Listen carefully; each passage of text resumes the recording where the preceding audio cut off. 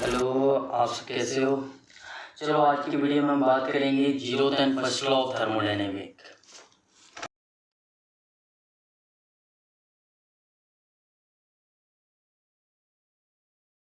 चलिए देखते हैं जीरोथ लॉ ऑफ थर्मोडायनेमिक। पहले स्टेटमेंट पढ़ लेते हैं इसका। टू बॉडी और systems that are in thermal equilibrium with the third body are in thermal equilibrium with each other.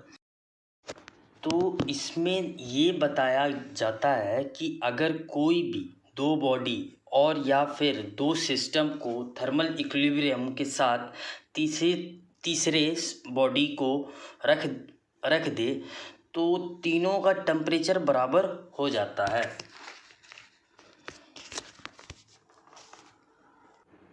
चलिए एक एग्जांपल से समझते हैं। मान लो ए और बी गर्म दूध की गिलास है, एक बॉक्स में हम बंद कर देते हैं जिसमें ए और बी की जो टेम्परेचर है वो है 25 डिग्री सेल्सियस। और फिर एक नया गर्म दूध का गिलास लेते हैं जिस गिलास की टेम्परेचर जो है वो 40 डिग्री है। तो अब क्या करते हैं, वो जो तीसरा गिलास जो नया गिलास हमने लिया था सी, ठीक है, वो भी उन ए और बी के साथ हम वही उसी बॉक्स में रख देते हैं जहाँ हीट ट्रांसफ़र नहीं हो सकता। तो आप थोड़ी देर में ये देखोगे कि क्योंकि एक बॉक्स में तीनों बॉडीज़ है, ए भी है, बी भी है और सी भी है। जहाँ सी की टेम्परेचर थी 40 डिग्री और ए और बी की टेम्परेचर 25 डिग्री थी, ठीक है, जो पहले हमने बात किया था। तो थोड़ी देर में क्या होगा, क्योंकि हीट ट्रांसफ़र हो नहीं रहा है, तो ये जो सी का जो 40 डिग्री टेम्परेचर है वो डिस्ट्रीब्यूट हो जाएगा उसी बॉक्स में। तो ए का टेम्परेचर हो जाएगा आपको 30 डिग्री, बी का टेम्परेचर हो जाएगा 30 डिग्री और सी का टेम्परेचर हो जाएगा 30 डिग्री। यही इसीलिए कहते हैं कि A equal to B equal to C. तो तीनों थर्मल इक्विलिब्रियम हो गया एक बॉक्स के अंदर, क्योंकि हीट ट्रांसफ़र नहीं हो रहा था। अब आते हैं first law of thermodynamic which is based on law of conservation of energy, जो हमने मतलब पढ़ा होगा लोअर क्लासेस में। तो इसका स्टेटमेंट क्या है, energy can not be created, none be destroyed, it can be converted one form to another form. ये कहना चाहता है कि मतलब हम जो एनर्जी है, एनर्जी को हम ना डिस्ट्रॉय तो कर नहीं सकते, मतलब उसको ख़त्म तो कर नहीं सकते और ना उसे बना सकते हैं। हम एक फॉर्म से दूसरे फॉर्म में, मतलब एक टाइप से दूसरे टाइप में हम सिर्फ उसको बदल सकते हैं। जैसे आपको एनिमेशन में दिख रहा होगा, ये एक जेट है, मतलब आप फैमिलियर होंगे हाइड्रो पावर से या कुछ किसी चीज़ से।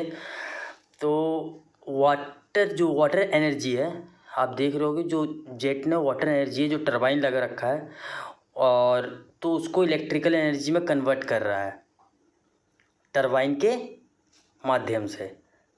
एनिमेशन में आप दिख रहा होगा आपको।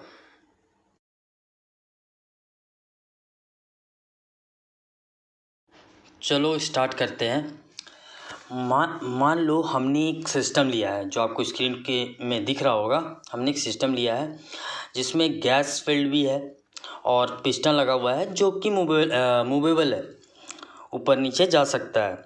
अब हम क्या करेंगे, इस सिस्टम को हीट देंगे। मान लीजिए